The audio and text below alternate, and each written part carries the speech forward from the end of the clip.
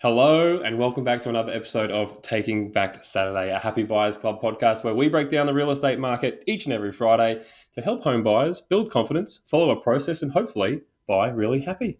I'm your host, Chayse Jones, and joining me today is the biggest name in this podcast's very short history, a star of ARIC 2024, a superstar real estate agent. It's Meagan Muir of Place Estate Agents. How are you, Meagan? I'm really well. That's an amazing introduction. Thank you. Meagan sent that in herself. She said, "This is what I need you to say on my intro, please." I promise you I didn't. I promise you I didn't. No, thank you for having me. I feel really honoured to be here and to be on the podcast with you. Oh, awesome. Thank you. Thank you again for being here. You have, from the second that I started in real estate, in the buyer's agency space, you were always a breath of fresh air, vibrant, fun. What possessed you to get into real estate? Thank you. That's very kind. Like to have a bit of fun with real estate too. But it's interesting. I kind of fell into real estate. I kind of set out after high school thinking I'm going to go and be a school teacher. It's probably my aspiration. And then I thought, I'm going to have a year off. And I started my career with Sarah Hackett, who is amazing. Yeah. And that's really probably where my love for real estate started. Her focus on customer service and ability to work with clients was, how it kind of, it sparked my interest. I kind of haven't looked back. That's amazing. Do you ever, is there ever a time where it's not all fun and bubbly and that sort of thing? Does it get serious at times? And is there another side to Meagan Muir that maybe I haven't seen? Good question. I think in any kind of, I suppose anything you do, there's always the really serious side of business. And I do whilst have a lot of fun. And, for me, it is a very serious business. But yeah, look, I think you have your days where, you go, kind of those things didn't come together. But you learn over time that, have perspective. It's really not that bad. I'm very solution orientated. So it's like, well, if your day isn't going really well that way, how do we kind of pivot and, how can we fix it? Yeah, there's no point getting hyper emotional about it when realistically just taking a breath, finding the actual solution and the process to achieve that is probably a far easier way on the heart to keep the momentum going. Definitely. But I think, to be really real, we all have our days. We all get stressed. Certainly I wouldn't be telling the truth if I didn't, say that you have those days where you go, oh my goodness, it's kind of all come at me. But then you have the other days that make it all worthwhile where you go, wow, we kind of put that together and we help those buyers find that property, and what a journey. So, I think the excitement and the adrenaline in it keeps me going. Yeah, awesome. I mean, and that's the thing, for, sellers and buyers alike, it is a very stressful experience for them. Maybe only doing it a handful of times in their entire life. Yes. Is there a way that you've found where, all parties can actually enjoy the process, like yourself, seller, buyer, where it's all a collective, party all getting to a common goal, I guess? Definitely. And that really is what our focus is as a team. It's really from the outset is we know the process from start to finish. So how can we help minimise any kind of stress across that time? So really from the start of us meeting, it's really setting out what everyone's expectations are and aligning, where the seller, some sellers like to be spoken to every day. Some sellers go, Meagan, only come to us when we've got an offer. So I suppose working with your client, for me, that's been a really big takeaway is, really kind of tailoring your approach to who you're working with. Yeah. But I think from the buyer side, I think, certainly there's a lot of nervousness when you're buying. So having people like yourself that can guide them through that journey is really important. But for us, it's about communication. How can we communicate with you better to make sure everyone knows what's going on? So there aren't those little surprises. I mean, we try to, make sure we minimise that across the process. Yeah. In general though, how can buyers work better with sales agents? Is there something that buyers can do, actively to make sure that they are sort of standing out from the crowd or at least doing the right things to be considered, in the best interest of a sales agent? Absolutely. I think as buyers, I think it's really interesting. The most common thing is it's almost like we don't want to tell the agent we like the property. That's the first thing I say. Tell the agent you like the property. The owner wants to sell to someone who wants to buy their property. So if you like it, make yourself known. Go and tell the agent, hey, just to be really honest with you, we really do like this one. Can you flag us down as some interest and keep us posted? And really ask the questions. What's the process? Understand the strategy. So if it's an auction, how do you get yourself prepared for an auction? If it's a top offer, what does that mean? A lot of buyers don't understand that process. If it's a price, how strict are they to the price guideline? What can you do to understand better how you can purchase the property? I think it's overwhelming if you're going to kind of 10, 15 open homes, meeting all different agents. Really just try to find the houses you like. Be really honest and open with, we do like this property. How do you help us buy it? Get on agent shopping lists. Go out and meet these agents. Do the inquiries via realestate.com.au, but go another step further. Pop a little text message to the agent, send an email, letting them know, hey, these are our requirements. I think it's like anything, you've got to chase them a little bit too, to make sure you know them. Yeah, that's amazing. I mean, I know that you are very practically tech driven. Like, yes. I know that you're a big proponent of using the tools that you have at hand to make your life as easy as possible, and I think that also applies to buyers.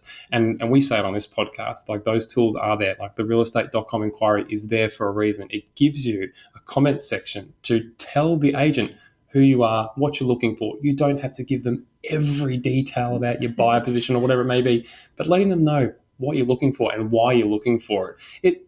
That's information that you can have on your CRM.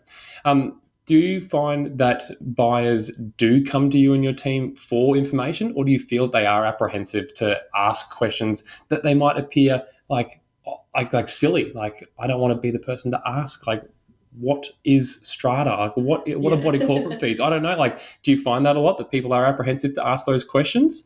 Look, I think yes. However, we really make the biggest thing that I think is important, particularly as an agent at the forefront of an open home or taking that inquiry, making buyers feel comfortable. For me, I think it's letting them know that, please ask any questions on the property. Ask the question, have you bought a property before? That opens up the conversation. Often if you're a first home buyer, something, I do this every day, so I know, but I'd be probably almost asking the agent, hey, look, we like this property. It's our first time buying. Can you guide us through the process? We've got some pretty cool stuff in our team that is a kind of a QR code that you can go on. You can register all your information, and we alert them of properties in their price category. So there's certain things that you can do there that gives you kind of the upper hand on the market. So this property is coming to the market. Let us know if you've got some interest. We do exclusive viewings of those properties. So we try to make that process really easy. And we've got kind of some frequently asked questions for those buyers that I think, probably do sit there and think, what's a body corporate mean? If I'm buying a townhouse, what's a common area? We've got all that noted out. So certainly for us, we've tried to think ahead to make those silly questions not seem silly, but make them feel comfortable to ask the question. Yeah, we're here to sell it. That's amazing. Like, not only are you helping those first-time buyers, or even like those that haven't bought for 20 years, feel comfortable, understand the process, perhaps, which is probably a new process to what they went through the last time they purchased. But you're also giving people, your let's call it your average buyer, access to stuff that they think that maybe are only exclusively for the buyers agents of the world, finding out about things before they come to market, finding out about, exclusive viewings before they actually hit realestate.com. That's an amazing way to make buyers feel like, wow, this might be the agent that I want to align myself with.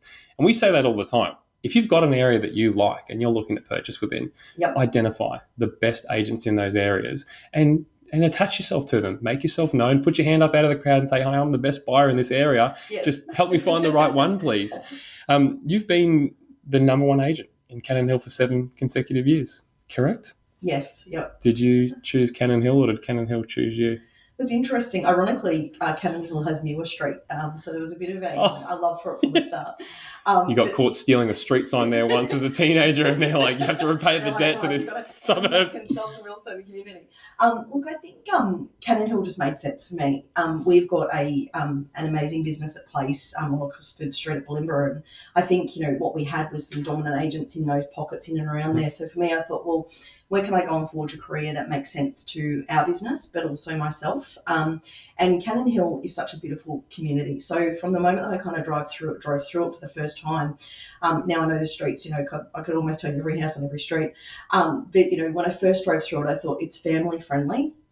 Lots of greenery, great community from the schooling aspect to coffee shops to parks to it just made sense to me, especially being a family myself. It was just a nice pocket, and it has been such a cool journey because from the first house I sold in there to now see kind of what's kind of transpired from there. It is a passion of mine. I love the area, and it's an easy place for me to sell because I genuinely think there's so much. It gives so much as a neighbouring as a suburb. Yeah, and I guess when you believe it, it comes across to buyers and sellers alike. They're like, I genuinely believe that Meagan loves this suburb. Like that's why she's the best. Yeah. How are you finding the market? We are here in late August. How are you finding both the market, like in Cannon Hill specifically, and just maybe broader, like Brisbane White? How are you feeling at the moment? I think the market's got a steadiness about it. I think the biggest probably kind of even, I think from, the seller's side and the buyer's side, I think when the market was really kind of, absolutely powering on and we had multiple buyers at properties and it was quite overwhelming for the owner because they've got to try to rebuy an asset, and also for the buyers that are going, wow, there's all these people to compete with, For me, there's a steadiness in the market. There's a bit of calm at the moment. Certainly, I think probably the challenge is for buyers is, well, when's the market going to kind of, is it going to come back a bit, We haven't seen that historically yet. So for us, I think it's, if you are looking, definitely, buy, make offers, secure a property now, because for everything we're hearing on the ground at the moment, is that, people are going to get pretty savvy as we launch into, seasonally probably the best selling season that we see. But yeah, I think as a market, it feels nice and steady, and it's got a good calm about it. Yeah, I think times like this are a fantastic opportunity for those buyers that are ready, that have taken the steps to get themselves prepared financially, have themselves ready mentally as well. It's a whole other thing to be emotionally ready to buy a house. But when it's not a runaway train where it is terrifying, lining up with 50 other groups, getting the call on Saturday afternoon to be like, hey, we're going to close it off tonight. Oh, I'm at a barbecue with my family. Like, okay, this is crazy. Like now, it's like good stuff still moves quickly, and you still have to be prepared and be able to move quickly and confidently, but maybe not to the crazy like levels that we were maybe a few months ago. And like it's actually refreshing to hear that on the sell side as well, that it's quite overwhelming as well. As much as we think that on the buy side, it's like, oh, these guys must be just sitting there in a like big pile of money, these owners. It must be stressful for them too, being almost just overwhelming, being like, I didn't expect it to all happen like that. List on a Wednesday, selling on the Saturday night. Yeah. You're so right. And I think, speed is always a great thing because, everything happens quickly. And I think any owner would say, hey, if we don't have to do as many open homes, thank you. But yeah, look, I think it is. I think, you're always trying to work out when do you strike the deal, So it is. And also too, I think reality is most people need to go and rebuy an asset. So I think for everyone to probably have that level of, to your point, the sellers are sitting there making a very serious decision to sell at that point because they're trying to navigate the market too. Nice one. Any tips for buyers this weekend other than buy a property from Meagan Muir? Well, that's the first one. Thank you. No, look, I think tips for me is to really get, I suppose, clear on what you're looking for. Okay. So to know what you're after, to really try to work out, what price range you want to spend in, what are your non-negotiables. But I always say no property is going to be absolutely perfect unless you're super lucky. So have a little bit of compromise. Look at the properties before you go and see them, and be ready to ask those questions as you're walking through. Don't be afraid to ask the questions. And certainly I think go and put an offer on a property if you want to buy it. Show the agent that you want to buy the property, and from there you're going to find, I think, better success in the market. I think that's great. Like you're right. Like a lot of offering and purchasing comes from a place of confidence, and to have that confidence, you do have to do the preparation ahead of time. So like we say to guys, like get out there, sit down and do the preparation before you get out there, so that not only do you have a better understanding of the process, a better understanding of your budget, what you're looking for, is it feasible, but then you've also got just a few things that you can ask an agent. It's going to be a busy Saturday if that's the time you're catching them, but just being able to know what you want to ask, and then asking, actually having the confidence to go and ask, because there are some great agents out there that are willing to help you and give you the information. That, as well as using text messaging, using the REA inquiries, they're tools that make both buyer and seller and agent's life so much easier. Meagan, Absolutely. thank you for joining us on Taking Back Saturday. That's Meagan. I'm Chase. Cue the song.